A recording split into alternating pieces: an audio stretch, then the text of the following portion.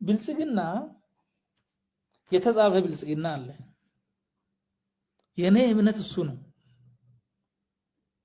እየተሰራበት ያለው ነገር ግን ያልተጻፈ ብልግና አለ። ተቋማት እንገንባ አልን። ተቋማት የሚያፈርስ ስራ ነው የሚሰራው። በተቃራኒው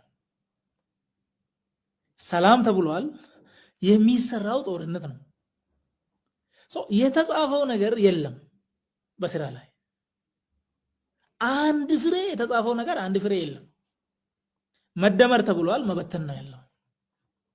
ብልጽግና ተብሏል፣ ጉስቁልና ነው ያለው። ይሄ ደግሞ በድንገት አልመጣም። ወደዚህ እንደምንመጣም ችግሩን ጠቁሜ ነግሬ አልተሰማም።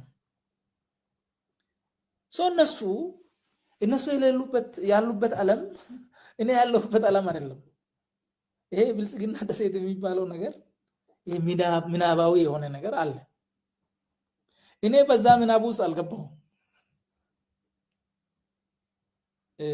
ይሄ አመራር የሚባለው ከላይ ያለው ግን ከብልጽግና እንትን ጋር ኦፍኮርስ ልዩነት ያላቸው እየተጨነቁ እያመማቸው አማራጭ የሚኖሩ አሉ።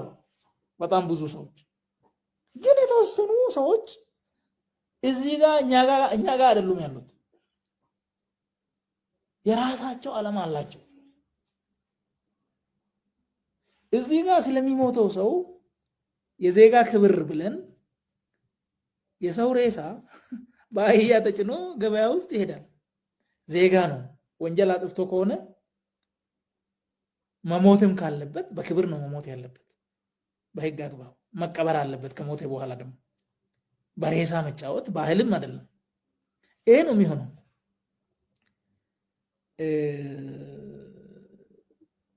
እና ችግር እንፈታለን፣ ስብራቶች አሉን ጠግናለን ብለን መተን ችግር እኮ ድሮም ነበረ፣ ሞት እኮ ድሮም ነበረ፣ ጦርነት እኮ ድሮም ነበረ፣ ምን ታዳንቃላችሁ የሚል መጣ። ሌብነት ቀይ መስመር ነው አናልፈውም አልን። በኋላ ራሱ ቀይ ምንጣፍ ሆኗል። ከዚህ በኋላ ሁላችሁም ሂዱበት አለ። አየው፣ ህገ መንግስት ህግ መከበር አለበት ሲባል ፓርላማ በማያውቀው 15 ቢሊዮን ዶላር የዚህች ሀገር 2 ዓመት ለሚጠጋ በጀት የሚሆን ዝም ብሎ በግሉ ሰውየው አንቀሳቀሳል። ከየት መጣ ለምን መጣ የሚለው አይታወቅም። ያ ነገር እኛ ያልነው ሰው ተኮር ነው፣ ግን ቁስ ተኮር ነው። ነፃነት ሆነ ነፃነት ብለናል። አሁን የመጨረሻ ጭቆና ሆኗል። ይሄ ጭቆና ደግሞ ያው በድንገት የሆነ ሳይሆን ታስቦበት የሚሰራበት ነው። ከኔ ጋር አሁን ሐሳቡ አሁን ብልጽግና ሌላ ፓርቲ ስለ ፍትህ ቢያነሳ አይ ፍትህ ልክ አይደለም አትልም እኮ ትላለህ። you cannot say ነፃነት ካለ እኩልነት ካለ ወንድማማችነት ካለ እነዚህ ቃላቶች የሚጠሉ አይደሉም። አሳምረ መጻፍ ትችላለህ። ዋናው ጉዳይ ግን ልብ ወለድ ነው ነገሩ። አሁን ላይ አንድ ነገር የተጻፈ ፕሮግራም፣ የተጻፈ መርህ፣ የተጻፈ ዓላማ፣ የተነገረ የተገባ ቃል አንድም አልተፈጸመም።